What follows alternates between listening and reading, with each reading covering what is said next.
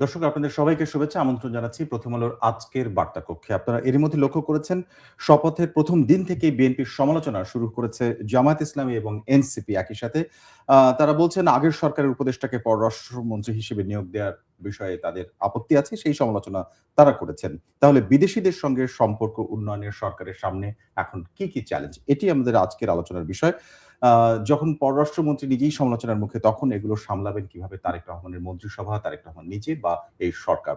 সেই বিষয়টি নিয়ে আজকে আলোচনার জন্য আমরা আমন্ত্রণ জানিয়েছি আন্তর্জাতিক সম্পর্ক বিশ্লেষক অধ্যাপক আমিনা মহসিনকে। আর এসব নিয়ে আজকের বার্তা কক্ষে আপনাদের সঙ্গে থাকছি আমি শামসুজ্জোহা।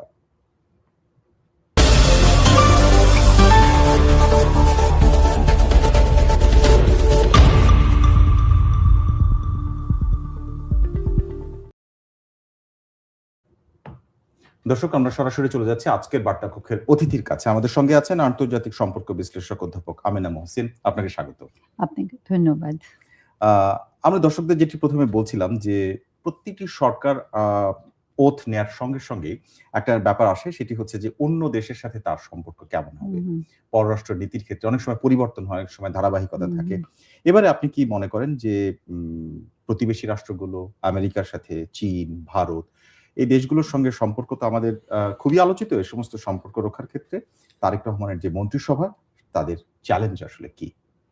ধন্যবাদ আপনাকে। দেখুন, আমাদেরকে না কতগুলো জিনিস আমরা যখন বর্তমান সরকার নিয়ে কথা বলছি এবং চ্যালেঞ্জেস নিয়ে কথা বলছি, তখন কতগুলো জিনিস আমাদেরকে মাথায় রাখতে হবে যে বাংলাদেশ একটা বড়, যেটা বলতে পারি আমরা, আপরাইজিং এর মধ্যে দিয়ে গেছে এবং জুলাই ২০২৪ এ পরবর্তী সময়ে ইন্টারিম রেজিম ছিল।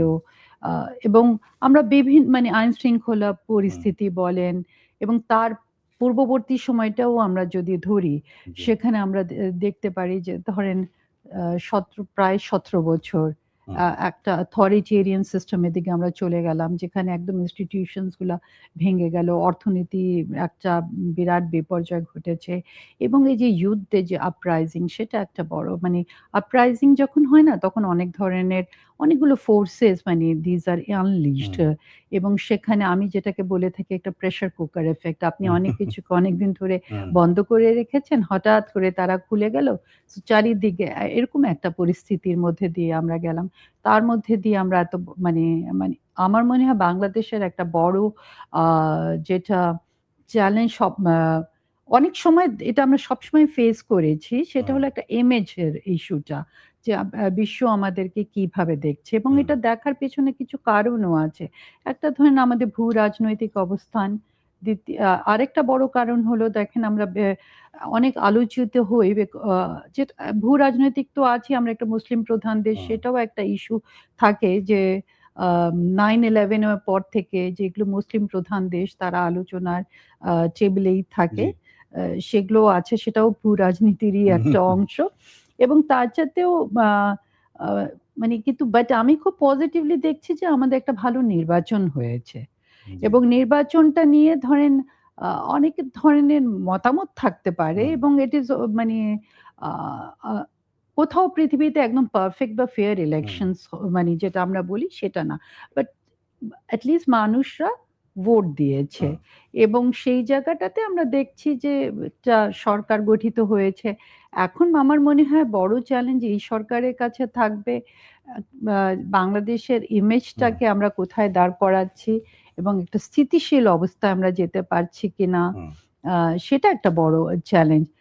স্থিতিশীল যখন আমি বলছি তখন ল অ্যান্ড অর্ডার নিয়ে বলছি যে, এবং আপনি মানে one has to keep in mind যে আমাদেরকে শুধু ভেতর থেকে যে জনগণ দেখছে তা না, সরকারের সেটা সব দিক দিয়ে দেখছে এবং ধরেন জামাত যেহেতু বড় একটা ফোর্স, মানে বেশ অনেক সংখ্যা নিয়ে আসছে, আপনি প্রথম দিকে বলছিলেন যে জামাত এনসিপির কথা, সো তারা তো একটা স্ট্রং অপোজিশন, সো মানে বিএনপি কিভাবে তাদেরকে মানে সেখানে পার্লামেন্টে বিহেভিয়ারটা কেমন করে যাচ্ছে, আমাদের অর্থনৈতিক চ্যালেঞ্জগুলো কি ধরনের মানে অর্থনৈতিক চ্যালেঞ্জেস তো অনেক বেশি, এবং বিশ্বজুড়ে কিন্তু একটা অর্থনৈতিক মন্দা চলছে। এরকম হুম, একটা সময় ল হুম। And order.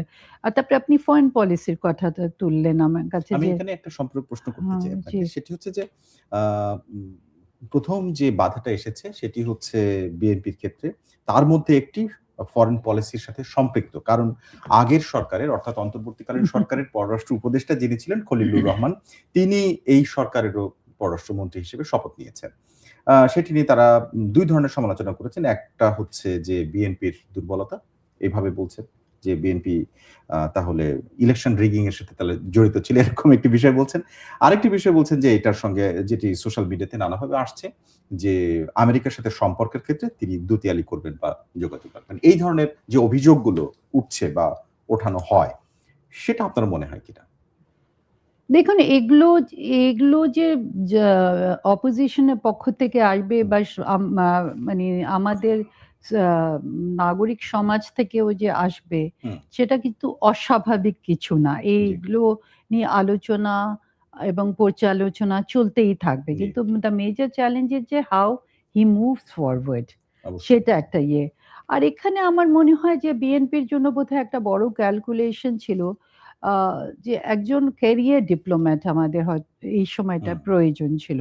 এখন সেই ক্যারিয়ার ডিপ্লোম্যাটের জায়গায় বিএনপি মানে উনাকে চুজ করেছে সেটা হুম, বিএনপি নিজের হিসেব-নিকেশ। কিন্তু আমি যে কথাটা বললাম না যে আমরা অনেক ধরনের চ্যালেঞ্জের মুখোমুখি একসাথে। আছি হুম। একসাথে। ওই যে এ pressure cooker effect. Pressure cooker effect এবং সেই সময়টাতে আমার মনে হয় যে ইট ইস আ ওয়াইজ ডিসিশন যে আপনি একজন রাজনীতিবিদকে না দিয়ে একজন ক্যারিয়ার হুম, ডিপ্লোম্যাটকে দিলেন। এটা কিন্তু আমরা পার্শ্ববর্তী দেশ ভারতেও দেখেছি যে হুম, ক্যারিয়ার ডিপ্লোম্যাটসরা হুম। আসছে যাদের একটা অভিজ্ঞতা নিয়ে তারা আসছে। কারণ এখানে যখন আপনি নেগোসিয়েশন টেবলে বসেন তখন আপনাকে অনেক কিছু নিয়ে দর কষাকষি হুম, করতে হয়।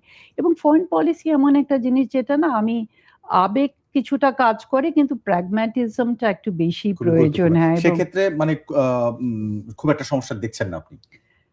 না দেখেন it's too early to say আচ্ছা। সামথিং। হ্যাঁ। হ্যাঁ?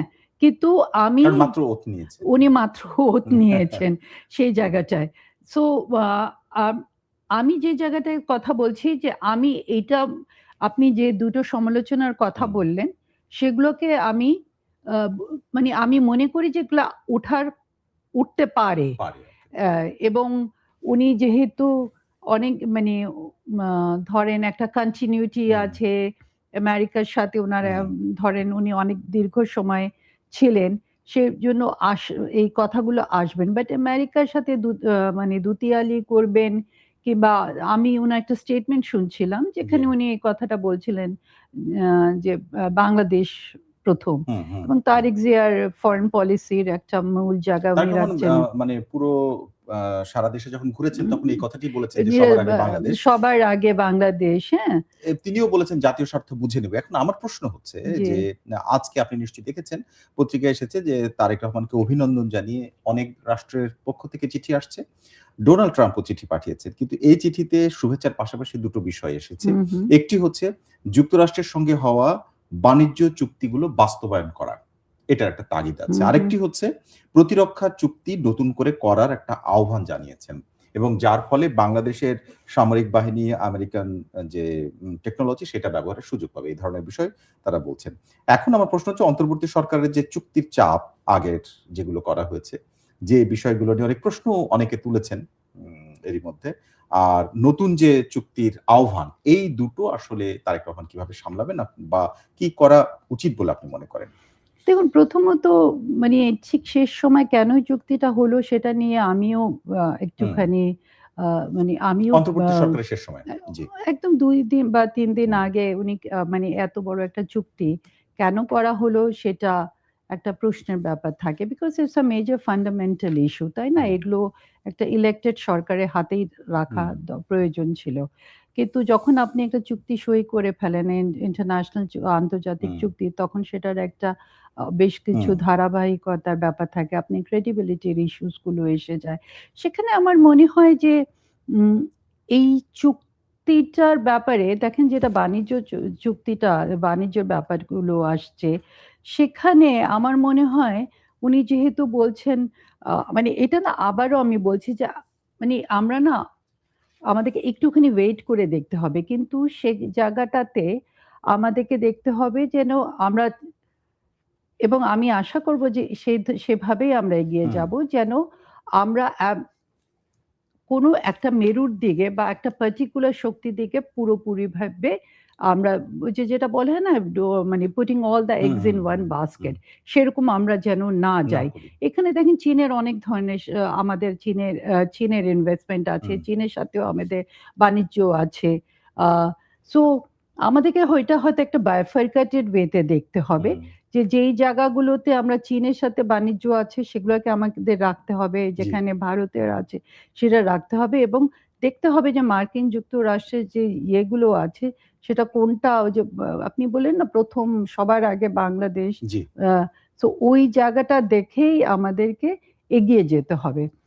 নিরাপত্তার বিষয়টা মানে that is a problematic area, মানে হুম, এখন আমরা বিভিন্ন জায়গা, মানে আমরা চীন থেকেও অস্ত্র ক্রয় করি, আমরা আর অন্যান্য জায়গা থেকেও অস্ত্র ক্রয় করি, সেই জায়গাটাতে আমার আহ, মানে এটা একটা যেন সিকিউরিটি বা ডিফেন্স প্যাক্ট না হয়। আচ্ছা। একটা এখন যদি আচ্ছা, মানে আমি হুম, একটুখানি জি, এটা ইয়ে করছি, হুম, কারণ আপনি আপনার কথার মধ্যে বললেন যেন অস্ত্র ক্রয়ের হুম, ব্যাপারটা না, এখন কি ধরনের অস্ত্র, হুম, আমাদের ওই অস্ত্রটা প্রয়োজন আছে কিনা, হুম, এবং আমাদের ধরেন এখন আমাদের বাজেট থেকে আমরা কতটা হুম, ডিফেন্সে দেব, কতটা অন্যান্য সেক্টরে দেব, কারণ হুম। আমাদের তো এমনি আমরা অর্থনীতির কথা একটা হচ্ছে চাপের একটা মধ্যে হচ্ছে আছে। যৌক্তিকতা আছে কিনা আর আরেকটা হচ্ছে যে হুম। পরিমাণটা আমাদের সাথে ম্যাচ করে কিনা। মানে হুম, ডেফিনিটলি দেখেন সবাই এক ধরনের মানে ইয়েতে হুম, মডার্নাইজেশন এর দিকে তো চাইবে। কিন্তু সেটা যেন এমন না হয় যে আমরা একটা মানে কোনো একক দেশের নিরাপত্তার বলয়ের মধ্যে পড়ে যাই।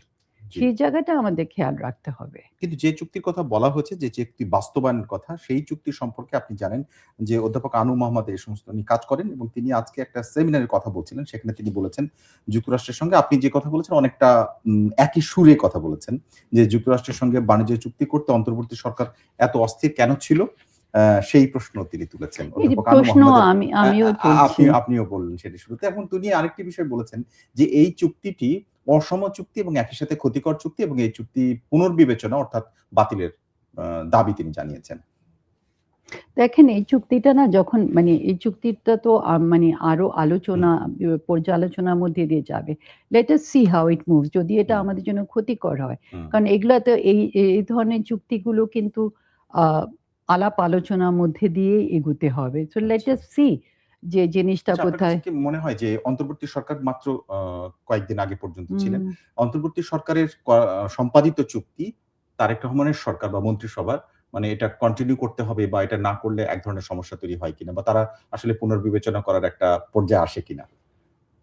দেখুন, যখন আপনি একটা চুক্তি করেন না, তখন ওটা কিন্তু অন্য যারা রেজিম আসে তাদের হুম, উপর এক ধরনের বাইন্ডিং এসে যায় আচ্ছা। জিনিসটা। তার জন্য এই প্রশ্নগুলা তোলা হচ্ছে। হুম, এখন জিনিসটা হলো আ এখানে আমরা কতটুকু নেগোশিয়েট করে আমাদের পক্ষে আনতে পারি, hmm, that is very hmm, important. আর যেহেতু এখানে একটা নির্বাচিত সরকার আছে, এবং সেই জায়গাটার থেকে আমার মনে হয় যে বাংলাদেশের আ যে চুক্তির যে ধারাগুলো হুম, আমরা মানে আ আমাদের জন্য ক্ষতিকর হুম। মনে হয়, সেগুলো নিয়ে আমরা দর কষাকষির মধ্যে, মানে দিস ইজ আ প্রসেস যেখানে আমরা নেগোসিয়েশনস এর মাধ্যমে আমাদেরকে যেতে হবে। আ আমরা এই ইস্যুটাতে যদি পার্টিকুলার এই ইস্যুটাতে ধরি তাহলে আগের সরকারের বিষয়গুলো নতুন করে বিবেচনা করার ক্ষেত্রে আসলে খলিলুর রহমান একজন ব্রিজিং ব্যক্তি হয়ে যাচ্ছেন কিনা? তিনি আগের সরকারের মধ্যেও ছিলেন।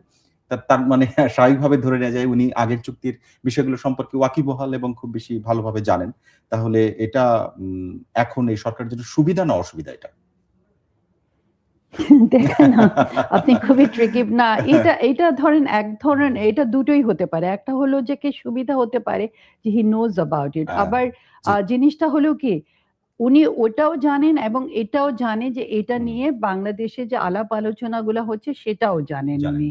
সো এই দুটোকে, এবং উনি হুম, তখন ইন্টারিম রেজিমের ছিলেন। এখন উনি একটা নির্বাচিত সরকারের মধ্যে মন্ত্রী। হুম, মন্ত্রী। হুম, সো উনাকে সেটাও ফ্যাক্টর ইন করতে হবে, ওকে। এবং সেই জায়গাটাতে উনাকে এই গভর্নমেন্টের ইন্টারেস্টটাও দেখতে হবে। হুম, আবার একজন ফ্রেশ ব্যক্তি যেভাবে যে চোখে দেখবে, সেই চোখে তো উনি দেখবেন না, সেটা আবার একটা রাইট। অসুবিধাও। সো এটা হুম, দুটোই আছে, মানে কিন্তু আমার মনে হয় উনি ওই পজিশনটা থেকেই হয়তো ওই লেন্স থেকেই দেখবেন যে উনি একটা নির্বাচিত সরকারের প্রতিনিধিত্ব করছেন ফরেন আচ্ছা। পলিসিতে, এবং এই চুক্তি নিয়ে অলরেডি অনেক কথাবার্তা হচ্ছে, এবং আমি বারবারই বলা হচ্ছে ট্রান্সপারেন্সির কথা, হুম, স্বচ্ছতার কথা বলা জি। হচ্ছে, জবাবদিহিতার কথা বলা এই হচ্ছে, প্রসঙ্গ উঠছে। হুম। উঠছে। সো এই জায়গাগুলো থেকে আমার মনে হয় বিবেচনাগুলা করতে হবে। সো লেটস সি যে কি হয়। হ্যাঁ। আমরা একটু আরেকটা প্রসঙ্গে আসতে চাই। সেটি হুম, হচ্ছে মিয়ানমার থেকে আসা এত বড় সংখ্যার রোহিঙ্গাদের ফেরত দেওয়ার বিষয়টি বারবার আন্তর্জাতিক ইস্যু উঠলেই হুম, আলোচনায় আসে। হুম, আপনার মনে থাকার কথা এর আগের বছরের ঈদের সময় আ তৎকালীন ইন্টারিম গভর্নমেন্টের প্রধান উপদেষ্টা বলেছিলেন যে আগামী ঈদ অর্থাৎ তার পরের ঈদ আ রোহিঙ্গারা তাদের দেশে যেয়ে করবেন এরকম একটি কথা পাবলিকলি বলেছিলেন তিনি। এবং উনি আঞ্চলিক ভাষায় খুবই মজা করে বলেছিলেন। আপনার কাছে মনে হয় কি সেটা খুবই কাল্পনিক ছিল? সেটার কোনো বাস্তব ভিত্তি আছে কিনা বা কোনো লক্ষণ আছে কিনা ভিতরে? না দেখুন, রোহিঙ্গা ব্যাপারটা না ক্রমেই জটিল হয়ে যাচ্ছে, হুম, এবং আমি মানে অন্তর্বর্তী সরকার কি করলো না করলো সেই হিসেব হুম, নিকেশে আমরা অনেক গেছি। তো এখন আমরা যদি দেখি, উম মানে জিনিসটা হলো কিভাবে আমরা এটা সমাধান করতে পারি জি। সেদিকে আমাদের কথাবার্তা বলতে হবে। এবং যেটা আপনি যদি মিয়ানমারের ভেতরের অবস্থাটা হুম, দেখেন, সেখানেও আমরা দেখছি যে খণ্ডিতভাবে তাদের সার্বভৌমত্বগুলো, আরাকান আর্মি আছে, জনতা আছে, এবং এখানে বিভিন্ন আমরা আ আমি একটুখানি বলতে চাচ্ছি যে আমি কিছুদিন আগে একটা পলিসি ডায়ালগ এ ছিলাম, জি। যেখানে আসিয়ানভুক্ত অনেক হুম, প্রতিনিধিরাও ছিলেন, এবং তারা ওখানে আলোচনা করছিলেন যে আসিয়ান হয়তো মানে ওরা চিন্তা ভাবনা করছে যে পার্টিকুলারলি এই ধরনের ইস্যুস গুলোতে আসিয়ানের মধ্যে যে একটা হুম, মানে এটা না যে এটা সরকার থেকে বলা হয়েছে। আচ্ছা। আমি বলছি হুম, নাগরিক সমাজ হুম, হুম, থেকে, হুম, ওখানকার হুম, নাগরিক সমাজগুলো থেকে যারা এসেছিল, তারা এই চাপটা দিচ্ছে যে যেখানে আসিয়ানের যে একটা ক্লজ আছে যে আপনি কোনো দেশের অভ্যন্তরীণ ব্যাপারে হস্তক্ষেপ করতে করতে পারবেন না। পারবেন না। সো ওখানকার মানে বিভিন্ন দেশের নাগরিক সমাজ, কারণ রোহিঙ্গারা আ সাউথ ইস্ট এশিয়া ধরেন হুম, ইন্দোনেশিয়া আছে, মালয়েশিয়া আছে, হুম, থাইল্যান্ডে আছে। সো একটা চাপ ছিল যেন এই ক্লজটা মানে এরকম ধরনের একটা যদি সিচুয়েশন আসে, হুম, তখন এই মানে যেখানে আ যে মানে মানবতা বিরোধী হুম, অপরাধগুলো হচ্ছে, হুম। সেখানে যেন এগুলাকে কোয়ালিফাই করে মানসিক মানে আসিয়ান রা রাষ্ট্রগুলো যেন এগিয়ে যায়। মানে এই ধরনের আচ্ছা। একটা চাপ সৃষ্টি করার কথাবার্তা মানে ওই পলিসি ডায়ালগ এর মধ্যে বলা হচ্ছিল জিনিসগুলো। তার মধ্যে কি মনে হয় তাতে কি মনে হয় যে মানে অবশ্যই এটা তো ঠিক যে আ আসিয়ানভুক্ত তো মিয়ানমারও, তাই না? মিয়ানমারও। হুম। কিন্তু বাংলাদেশে তাদের সাথে ডিল করার ক্ষেত্রে আসিয়ানের এই প্রসঙ্গগুলো হয়তো আসবে। মানে আমি যেটা বলছি যে ধরেন এই ক্লজটা বারবারই আমাদের সামনে এসেছে। এসেছে। যে যেহেতু এটা মিয়ানমারের অভ্যন্তরীণ ব্যাপার, তাই অন্য রাষ্ট্রগুলো এটাতে হস্তক্ষেপ করতে করতে পারবে পারবে না। না। কিন্তু এখন আমি যেটা বলার চেষ্টা করছিলাম সেটা হলো যে দক্ষিণ পূর্ব এশিয়ার হুম, যে নাগরিক সমাজ, তাদের ভেতর থেকেও আমি দেখছিলাম এই চাপটা তাদের মানে তারা এ দেখেন, যখন আপনি একটা আলাপ আলোচনার মধ্যে নিয়ে আসেন, হুম, তখন একটা প্রেশার হিসাবে আসে। আসে। যে আম সেখানে মালয়েশিয়ার নাগরিক সমাজ থেকেও ছিল, ইন্দোনেশিয়া হুম। থেকে ছিল, থাইল্যান্ড থেকেও ছিল, এবং তারা বারবারই এই জিনিসটা বলার চেষ্টা করেছিল যে এই ক্লজটা সব ব্যাপারে যেন অ্যাপ্লিকেবল না হয়। এটাকে যেন কোয়ালিফাই করা হয়। রাইট। যখন কারণ আমাদের ইস্যুটা তো আসলে এটা না আসলে বাইরের চাপটা না আসলে এটা মানে এক্সিকিউট হওয়া কঠিন। কারণ দেখেন, এটা একটা মানবতা বিরোধী অপরাধ, এবং অবশ্যই। হুম, রোহিঙ্গারা বাংলাদেশে হুম, শুধু না, ওরা পৃথিবীর ১৮ টা দেশে হুম, ছড়িয়ে আছে। হুম, হুম। সো সবার উপরেই তো একটা একটা চাপ চাপ আছে। হুম, চাপ আছে, এবং এই ধরনের মানে এইটা না মানে আপনি একটা হলো যে আপনি ডাইরেক্টলি নেগোশিয়েট করেন হুম, যারা ওখানে স্টেক হোল্ডার্স আছে হুম, হুম, তাদের সাথে। আরেকটা অ্যাপ্রোচ হলো যে যেই দেশগুলোতে হুম। রোহিঙ্গারা আছে তাদের সাথে, সেই দেশগুলোর সবাই মিলে সাথেও হুম। সবাই মিলে একটা চাপ না দিলে কিন্তু এই জিনিসটা এই সমাধান সরকারের জন্য হবে না। এটা কিছুটা এগিয়ে আছে কাজ নাকি আপনার মনে হয় যে কঠিন? দেখেন, আপনি যদি বলেন এগিয়ে আছে কি? এটা ২০১৭ সাল থেকে। হুম, দিস ইস 2026। 6 সো এত বছর ধরে তো আমরা অনেক আলাপ আলোচনার মধ্যে করেছি, গেছি। হ্যাঁ। তো একটা প্রেক্ষিত তো তৈরি হয়ে হুম, গেছে। কিন্তু চাপটা তো থাকবেই যে তাহলে হুম, এই মানে আসার পরে এদেরকে প্রত্যাবর্তনের ব্যাপারটা কি হলো? হুম। সেটা চাপটা তো আসলে থাকবেই। ফলাফলটা আসেনি এখন পর্যন্ত। না নানা রকম কোনো ফলাফল ফলাফল আসেনি আসেনি। হুম, এক্সেপ্ট দ্যাট আ এরকম ধরনের ইস্যুস গুলো না আমরা আবার মানে মানে একদম কনক্রিট ফলাফলও আমরা পাই না। হুম, বিভিন্ন হুম, হুম, ধরনের হুম, মতামত আসতে থাকে। বাট হুম। অন্তত প্রক্রিয়াটা আরম্ভ হয়েছে সেটা আমি বলতে পারি ওকে। আপনাকে। এবারে একটু ভারত প্রসঙ্গে আসি। অনেক ক্ষেত্রে অন্তর্বর্তী সরকারের যে ভূমিকা ছিল ভারতের সঙ্গে সম্পর্ক এবং আমরা আমাদের স্মরণকালের অন্যান্য রাজনৈতিক দলগুলো বাংলাদেশে ক্ষমতায় থাকা অবস্থায় যে ধরনের স্লোগান, হুম। যে ধরনের বক্তব্য বাংলাদেশে মানে ভারত বিরোধী বক্তব্য শোনা গেছে, সেটা এর আগে শোনা যায়নি। আপনার কাছে মনে হয় কিনা যে এখন সেই অবস্থার কিছুটা পরিবর্তন হতে চলেছে বা এই সরকার পথ নেওয়ার সঙ্গে, সঙ্গে তার আ প্রতিফলন কিছুটা দেখতে পাচ্ছেন? না কিছুটা তো আমরা প্রতিফলন দেখতেই পাচ্ছি, হুম, তাই না? কারণ আমরা দেখছি ইন্ডিয়া থেকে ভারত থেকে যে ইয়েগুলো এসেছে জেস্চারস গুলো জি, প্রত্যেকটাই খুবই পজিটিভ। কিন্তু আমি একটু let me qualify over here ji. যে অ ইন্টারিম রেজিমকে কিন্তু ভারত সরকারও খুব একটা স্কোপ দেয়নি। আচ্ছা। এবং সেই সময়টা মানে ধরেন আ আপনি যেহেতু প্রশ্নটা করেছিলেন যে ইন্টারিম রেজিম কি ধরনের হুম, ব্যবহার হুম। করেছে। সেখানে দেখেন ভারত সরকার কি ধরনের ব্যবহারটা করেছে সেটা একটা সেটাও বড় জরুরি। জিনিস। হুম, এবং যে স্লোগান গুলার হুম, আপনি কথা বলছেন, ভারতে যে মানে যেভাবে স্লোগান গুলা হচ্ছিল, হুম। ওদের সোশ্যাল মিডিয়া, ওদের তাদের মেইনস্ট্রিম গণমাধ্যমেও। এ হুম, ওটাই বলছি হুম, মেইনস্ট্রিম মিডিয়াতে হুম, যেভাবে আ মানে যে তাণ্ডবগুলো হচ্ছিল, হুম। সেখানে সেটারই এটা একটা রিঅ্যাকশন। রিঅ্যাকশন। এবং একটা বড় জায়গা ছিল যেহেতু ধরেন ভারত সরকারের আ সমর্থনে আম আ হুম, আ বিগত রেজিম হুম, ওয়াজ মানে তারা ক্ষমতায় ছিলেন এবং আরেকটা দেখেন ব্যাপারটা হলো যে যিনি মানে চলে গেছেন প্রধান মানে আমাদের হুম, প্রাক্তন প্রধানমন্ত্রী উনি ভারতের থেকে বিভিন্ন ধরনের বক্তব্য দিচ্ছেন। হুম, এখনো দিয়ে যাচ্ছেন। হুম। সো এগুলো তো আ একটা মানে প্রবলেমেটিক জায়গা না? মানে এবং একটা পাবলিক ওপিনিয়ন তৈরি করতে এটা জি। ইয়ে করে, আপনি কাজ জানেন তারেক করে। রহমানকে শুভেচ্ছা জানানো হয়েছে ভারতের পক্ষ থেকে অফ কোর্স। এবং ঠিক তার আগে যখন খালেদা জিয়ার আ উম উম মারা গেলেন, তারপরে কিন্তু তখনও এস জয়শঙ্কর বাংলাদেশে হুম, হুম। এসেছিলেন। এই বিষয়গুলো কিছুটা ইতিবাচক দৃশ্য তো মনে হচ্ছে বাইরে থেকে। আপনার কাছে আপনার বিবেচনায় মনে হয় কি যে এটি আসলে কিছুটা এগিয়েছে সম্পর্কের ক্ষেত্রে এবং তারেক রহমানকে প্রধানমন্ত্রী হিসেবে গ্রহণ করা বা এই সরকারের সাথে আ সম্পর্ক উন্নয়নের ক্ষেত্রে ভারতের কিছুটা এগিয়ে থাকার যে একটা মনোভাব দেখা যাচ্ছে। তাকে আমন্ত্রণও জানানো হয়েছে ভারতে। এই লক্ষণগুলো কি আপনার মনে হয় যে বাংলাদেশের সাথে বাণিজ্য, বাংলাদেশের সাথে ভিসা আদান-প্রদান, বাংলাদেশের সাথে বিভিন্ন রকম যে লেনদেন আছে ভারতের মানে মানুষের যাতায়াতও তো অনেকটা বন্ধ হয়ে আছে না? অনেকগুলো বিষয়ে নিয়ন্ত্রণ আরোপ করা হয়েছে। টুরিস্ট ভিসাটা টুরিস্ট বন্ধ ভিসার ক্ষেত্রে। হচ্ছে। এই বিষয়গুলো কিছুটা পরিবর্তন হবে কিনা এবং হুম। সেটা ইতিবাচক হবে এরকম মনে করেন কিনা? না আমি মনে করি যে দেখেন আপনি যেটা বললেন না যে উনাকে আমন্ত্রণ জানানো জি। হয়েছে এবং আমার মনে হয় যে ভারত সরকার এটা মেনে নিয়েছে যে তাদেরকে এখন বিএনপির সাথে হুম। মানে কথাবার্তা বলতে হবে, নেগোসিয়েশন করতে হবে। নেগোসিয়েশনস করতে হবে এবং হুম। আ আ নির্বাচনের সময় অনেক ভারতীয় সাংবাদিকরাও বাংলাদেশে ছিলেন এসেছিলেন। হুম। এবং পলিটিক্যাল অ্যানালিস্ট রাও হুম, ছিলেন এখানে। এবং ওরা সবাই কিন্তু খুব ইতিবাচক হুম। একটা রিপোর্ট দিয়েছেন। এমন জি। না যে তাদের কোনো নেগেটিভ বার্তা গেছে এখান থেকে।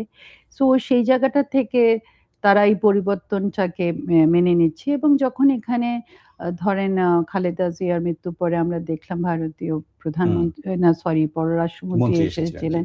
That also was a very positive hmm, gesture এবং শুধু তা না মানে ওখানে ওদের মানে আমাদের হাই কমিশনে দিল্লিতে তাদের ন্যাশনাল সিকিউরিটি হুম। অ্যাডভাইজার উনি যেও কন্ডোলেন্স জি। বুকটা সই করেছেন।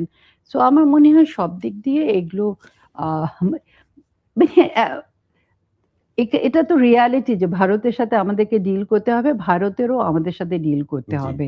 আমরা একটা মিউচুয়াল ইন্টারডিপেন্ডেন্স জি। এর সম্পর্ক। But at the same time এটা যেন রেসপেক্ট এর উপরে থাকে, ইকুয়ালিটির আমরা যে উপরে একেবারে থাকে যে চুপচাপ দুজনের সম্পর্ক শুধু কথাবার্তা পর্যায়ে ছিল তা না। কতগুলো স্টেপস আমরা দেখেছি। ২০২৫ সালের মে-জুন মাসে আপনার মনে থাকার কথা। সেই সময়টাতে বাংলাদেশ ভারত স্থলপথে কাঁচা সবজি, পোশাক হুম, হুম। এই সমস্ত রপ্তানি এবং তৈরি খাবারের ক্ষেত্রে আ ক্যান ফুড পাটজাত পণ্য এই সমস্ত অ উম প্রায় ৯ ধরনের পণ্য আমদানি নিষেধাজ্ঞা দেয়া হয়েছিল, বিধিনিষেধ দেয়া হয়েছিল এবং ঠিক যে সমুদ্রপথে যেভাবে নিয়ে যাওয়ার কথা বলা হয়েছিল যে কলকাতা হুম, বন্দর দিয়ে নিতে হবে অথবা মুম্বাইয়ের নওশোরা হুম, হুম। বন্দর দিয়ে।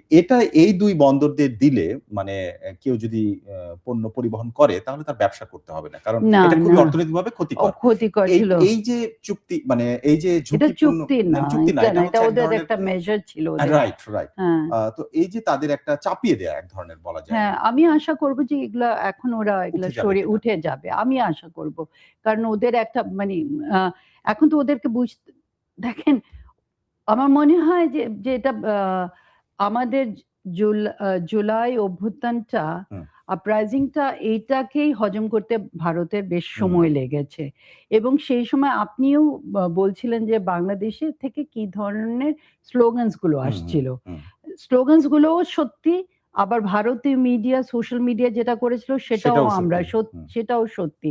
বাট এখন আমি আশা করব যে ২ পক্ষই রেসপন্সিবল আচরণ করবে এবং এটা ভারতের পক্ষ থেকে আমি আরো রেসপন্সিবল হুম, বিহেভিয়ার আশা করব। কারণ বাংলাদেশের জনগণের মধ্যে এক ধরনের একটা ক্ষুব্ধ মনোভাব আছে যে ভারত এই জিনিসগুলো করেছে আমাদের সাথে। হুম, ইন্টারফেয়ার করেছে অনেক ইস্যুগুলোতে। হুম, এটা আমার মনে হয় ভারতীয় যারা পলিসি মেকারস হুম, আছে তারা এটা they are able to feel the pulse of the people nerve ji, যে এখন বাংলাদেশের হুম, জনগণ কি চায় সেটা ওরা ফিল করতে পারছে এবং সেই জায়গাটাতে ধরেন ভারত বারবার তাদের নিরাপত্তার কথা হুম, বলে। তো সেটা এই বিএনপি সরকারকে দিতে মানে সে হুম, ভারতকে আশ্বস্ত করতে হবে এবং ভারতেরও বাংলাদেশকে আশ্বস্ত করতে হবে যে তারা এমন কিছু করবে না যেটা বাংলাদেশের জনগণ মনে করে যে তাদের উপরে চাপিয়ে দেওয়া হচ্ছে বা ওকে। যেটাকে আমরা বলি না একটা আধিপত্যর একটা হ্যাঁ। ইয়ে আসে। সেটা কারণ নিশ্চয়ই কেউই চাইবে না। কেউই কেউই চাইবে চাইবে না। না আমি এবার সেটাই। একটু সরাসরি প্রশ্ন করি। একটা সেটা হচ্ছে শেখ হাসিনা ভারতে অবস্থানকাল করা। হুম, হুম, এই বিষয়টি তো একটা বিশেষ পরিস্থিতিতে ৫ই আগস্ট হুম, হুম, ২০২৪ সালের ঘটনা। তারপর থেকে তিনি সেখানে আছেন এবং সেখান থেকে যখন তিনি ডিসিশন মেক করছিলেন এবং পাবলিক ওপিনিয়ন দিচ্ছিলেন সামাজিক মাধ্যমে সেটি নিয়ে এর আগের উপদেষ্টারা অনেকে কথা হুম, বলেছেন। হুম। তাকে স্টপ করানোর ক্ষেত্রে। কিন্তু এটি হয়ে ওঠেনি। আপনি মনে করেন কিনা যে নতুন সরকারের সাথে যে সম্পর্ক এনগেজমেন্ট এর কথা বলা হচ্ছে, সেখানে এই প্রসঙ্গটা মানে কি সিদ্ধান্ত কি হবে সেটি পরে মানে উঠবে কিনা আপনার কাছে? দেখুন আপনি মা এ মানে ইফ ইউ রিকল হুম, তারেক রহমানের একটা প্রেস ব্রিফিং হয়েছিল জি, ফরেন ইয়েদের সাথে। জি, এবং সেখানে উনি বলেছিলেন যে রিকনসিলিয়েশন টা থ্রু দ্য রুল অফ ল।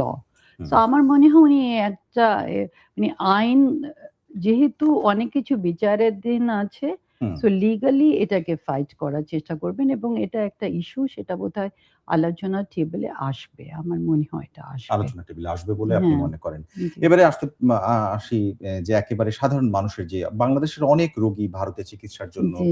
যেতেন যেটা আ এখনো হয়তো যাচ্ছেন কিন্তু ভিসার যে আবেদনের ক্ষেত্রে যে এক ধরনের কড়াকড়ি বা কিছু বিষয় বিধিনিষেধ বাড়ানো হয়েছে, এইটার ক্ষেত্রে একটা নেগোসিয়েশন আসতে পারে কিনা যেটাতে আগের মতো স্বাভাবিক হতে পারে?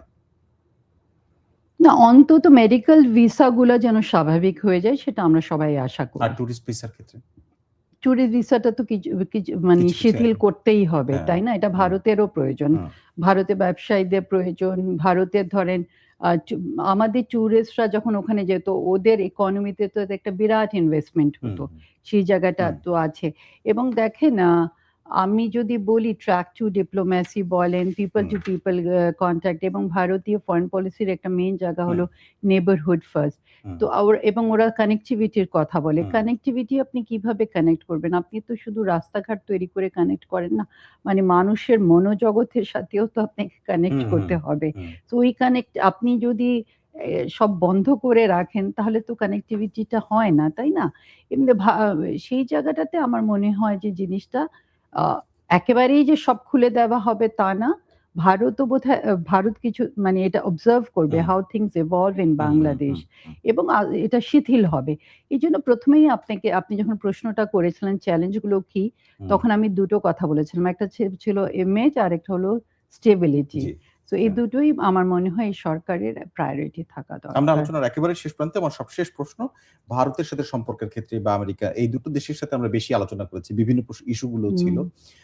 এর ক্ষেত্রে বাংলাদেশ অন্যান্য রাষ্ট্রের সাথে যেমন পাকিস্তানের সাথে কেমন আচরণ করছে বা বাংলাদেশের সাথে চীনের সম্পর্ক কেমন, এইটার গুরুত্বটা আসলে এই গভর্নমেন্টের ক্ষেত্রে কেমন না, হতে আমার পারে? মনে হয় যে এই গভর্নমেন্টের ক্ষেত্রে এটা খুবই গুরুত্বপূর্ণ। কারণ আমরা তো ধরেন বাংলাদেশ তো কে আপনি আমেরিকার লেন্স দিয়েও দেখবেন না কিংবা ভারতের লেন্স দিয়েও দেখবেন না। না। এবং এই সরকারের সেই জিনিসটা আর মানে এটা এস্টাবলিশ করতে হবে যে বাংলাদেশ নিজের স্বার্থ নিয়ে এগোবে এবং বাংলাদেশ নিজের স্বার্থ নিয়ে এদের সাথে ইন্টারেক্ট করবে। এবং ধরেন যে বাইনারির মধ্যে ভারত এবং পাকিস্তান আটকে আছে, সেই বাইনারির মধ্যে যেন আমরা না যাই। অবশ্যই ৭১ আমার জন্য একটা critical issue. there is no denying that. সেটা আমরা আমাদের মতো করে যাবো জিনিসটা। বাট ওদের সমস্যাগুলো ওদেরকে সমাধান করতে হবে। আমরা আমাদের ইস্যুস গুলো নিয়ে এগোবো এবং চীন জি। আমাদের জন্য খুবই গুরুত্বপূর্ণ এবং a trusted partner. সো হুম। ওই জায়গাটাতে এবং আমাদের ইনফ্রাস্ট্রাকচারে তাদের বিরাট ইনভেস্টমেন্ট আছে। সো সেই জায়গাটাও আমাদেরকে খেয়াল রাখতে হবে। এটা মানে এগুলা কিন্তু দেখেন এই জিওপলিটিক্সটা না মানে খুবই কমপ্লিকেটেড। এটার মধ্যে একটার সাথে একটা জড়িত। একটার সাথে মানে এটার মধ্যে নেভিগেট করাটা খুবই কঠিন। সেই জায়গাটা জি। মানে বিরাট চ্যালেঞ্জ আছে। বাট আমার মনে হয় এরকম চ্যালেঞ্জ আছে but at the same time আমরা যদি আমাদের স্থিতিশীলতাটা মানে সোশ্যাল স্টেবিলিটি আর একটা পলিটিক্যাল কোহেশন এবং সার্টেন ইস্যুস যেখানে ফরেন পলিসি সেখানে যদি ধরেন যারা অপোজিশনে আছে এবং পজিশনে আছে তারা যদি মানে একটা কনসেনসাস এর মধ্যে দিয়ে আগায় তাহলে সুবিধা হয়। তাহলে আপনি দেখেন ভারতেও মানে ওরা কিন্তু অনেক নিজেদের ডোমেস্টিক পলিটিক্স নিয়ে মানে ওরা অনেক কথা বলে কিন্তু কনসেনসাসে কতগুলো ওদের মূল জায়গা থাকে। এত বছরে কিন্তু আমরা ওই জায়গাগুলোতে আসতে যেতে পারিনি। সো আশা করব যে এখন আসবে সেই জায়গাটা। অনেক ধন্যবাদ আপনাকে আজকে আমাদেরকে আপনাকেও সময় দেওয়ার জন্য। ধন্যবাদ। দর্শক, আমাদের সঙ্গে ছিলেন আন্তর্জাতিক সম্পর্ক বিশ্লেষক অধ্যাপক আমিনা মহসিন। তার কাছ থেকে আমরা জানার চেষ্টা করেছি বিদেশীদের সাথে বাংলাদেশের সম্পর্কের ক্ষেত্রে এই বিএনপি সরকার, বর্তমান সরকারের আসলে চ্যালেঞ্জ গুলো কি, কি এই বিষয়গুলো নিয়ে আলোচনার চেষ্টা করেছি।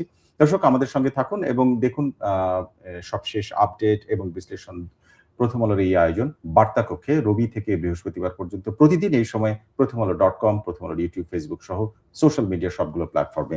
আজকে যারা আমাদের সঙ্গে ছিলেন আপনাদের সবাইকে ধন্যবাদ।